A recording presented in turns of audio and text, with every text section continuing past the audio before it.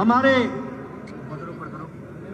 वीरों की भूमि, शौर्य की भूमि, तपस्वियों की भूमि, सामाजिक चेतना लाने वाली भूमि, स्वाधीनता की लड़ाई लड़ने वाली ऐसी वीर भूमि को भी मैं नमन करता हूं और आशीर्वाद देकर के अपनी बात को प्रारंभ। मित्रों, मेरे से पूर्व वक्ताओं ने आपके सामने बहुत सी बातें रखी। आखिर ये क्या कारण हुआ कि भारतीय जनता पार्टी को ये तय करना पड़ा कि हम नहीं सहेगा राजस्थान। इस बात को लेकर महारैली भी करेंगे और कैंपेन को आगे बढ़ाएंगे।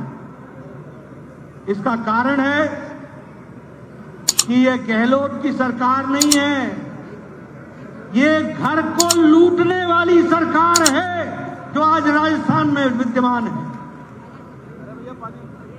दिल्ली को पैसा भेजना,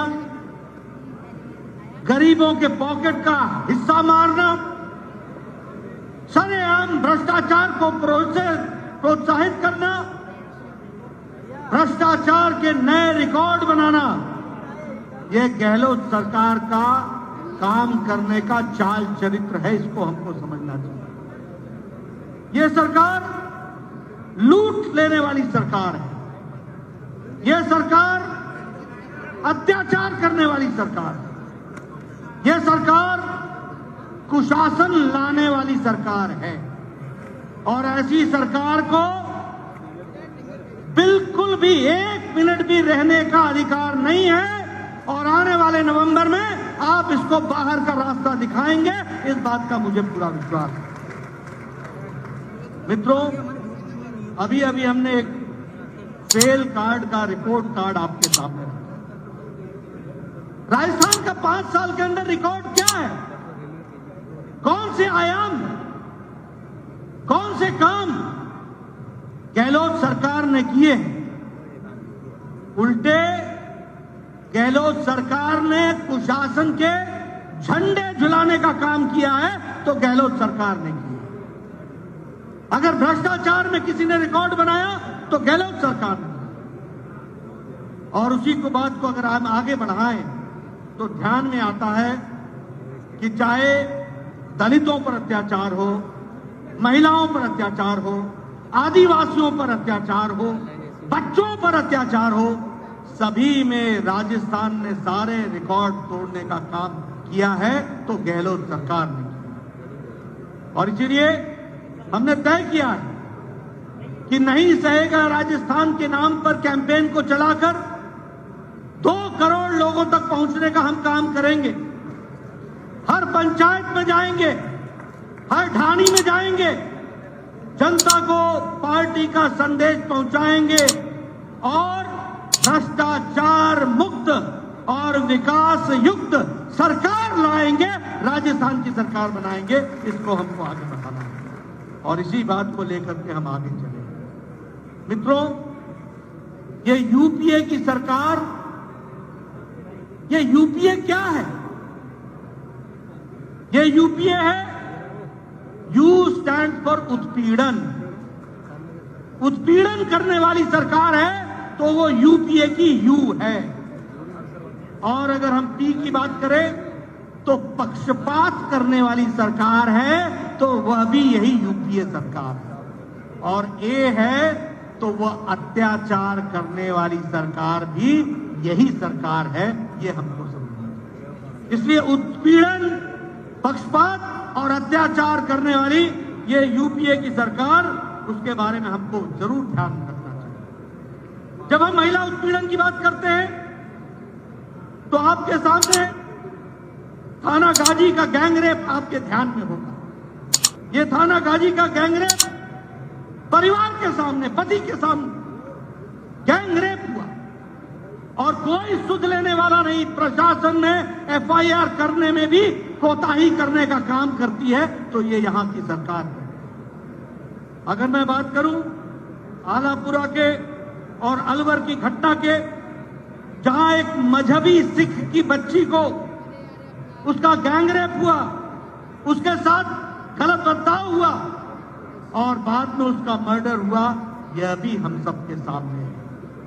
अगर मैं बात करूं खाजूवाला के दलित युवती के साथ गैंगरेप, जहां पुलिस वाले ही यानी रक्षक ही भक्षक बन गए और उन्होंने इस काम को अंजाम दिया, बाद में एफआईआर करने में भी गुरेजी की गई। यह है गहलोत की सरकार। और आपको ध्यान में होगा ना कि एक कांग्रेस का नेता, शायद मंत्री थे, जो विधानसभा में मंत्री थे, मंत्री हैं, वो विधानसभा में कहते हैं कि ऐसी घटनाओं में मुझे उनके वाक्य बोलने में भी शर्म आती है। इस तरीके का वाक्यों का प्रयोग करने का काम वो करते हैं। अभी जो करौली में जो घटना घटी है अभी 2 दिन पहले, ये घटना मानवता को झिकझोर देने वाली घटना है। पहले अपहरण होता है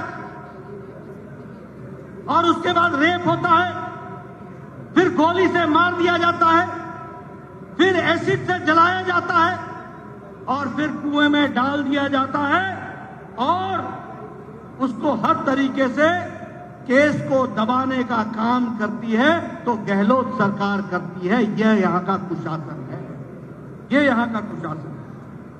दौसा में अपहरण हुआ, अपहरण करने के बीच में जब माता पिता पड़े उसको रोकने के लिए, तो पिता को कुचल डाला और माता को अटैक करके घायल कर दिया।